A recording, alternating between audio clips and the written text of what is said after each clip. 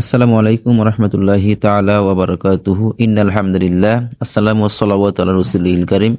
Dear viewers, আজকে খুবই অত্যন্ত গুরুত্বপূর্ণ একটি প্রশ্ন আপনাদের আলোচনা করব। সেটা হলো যে একজন প্রশ্ন করেছেন যে বর্তমানে প্রবাসীরা যে রেমিটেন্স প্রতি মাসে পাঠায়, সেই রেমিটেন্সের ওপরে বাংলাদেশের সরকার 2.5% প্রণোদনা দিয়ে থাকে, বা তার চেয়েও বেশি অনেক সময় দিয়ে থাকে। তো প্রশ্ন হলো যে প্রবাসীরা বা তাদের আত্মীয় স্বজনরা এই প্রণোদনার টাকা কি গ্রহণ করতে পারবে, কিংবা এটা কি সুদ বলে গণ্য হবে কিনা, এক্ষেত্রে ইসলাম আসলে কি বলে।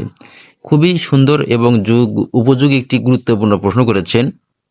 আমাদের দেশে অর্থনীতির মূল চালিকা হলো এই রেমিটেন্সের উপরেই আমাদের দেশটি দাঁড়িয়ে আছে।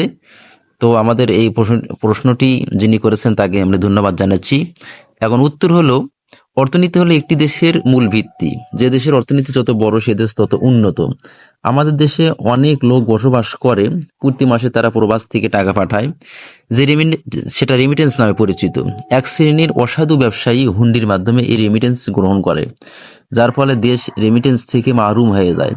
রেমিটেন্সের ওপর প্রদত্ত প্রণোদনা মূলত অবৈধ উপায়ে টাকা পাঠাতে নিরুৎসাহিতকরণ এবং বৈধ উপায়ে টাকা পাঠানোর প্রতি উৎসাহ প্রদান করার জন্য দেওয়া হয়ে থাকে। এটা মূলত সুদ হিসেবে দেওয়া হয় না, এবং শরীর দৃষ্টিকোণ থেকে এটা সুদের অন্তর্ভুক্ত হয় না। অতএব রেমিটেন্সের ওপর প্রদত্ত প্রণোদনা কোনো সুদ নয়, বরং বৈধ উপায়ে টাকা পাঠানো পুরস্কার মাত্র। আর বৈধ কোনো কাজের ওপরে পুরস্কার দেওয়া এবং সেই পুরস্কার গ্রহণ করা উভয়টি জায়েজ। তাই প্রবাসী বা তাদের আত্মীয় স্বজনরা এই প্রণোদনা গ্রহণ করতে পারবে, তারা খেতে পারবে, তারা রিসিভ করতে পারবে, কোনো সমস্যা হবে না।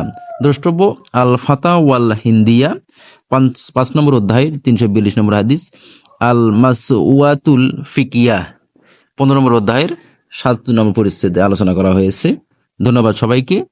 আসসালামু আলাইকুম ওয়া রাহমাতুল্লাহ।